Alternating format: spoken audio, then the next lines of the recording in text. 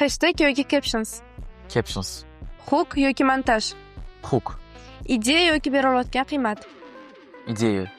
Postni vaqtga qarab qo'yish yoki aniq soha. Aniq soha. Skript yoki muzika. Script.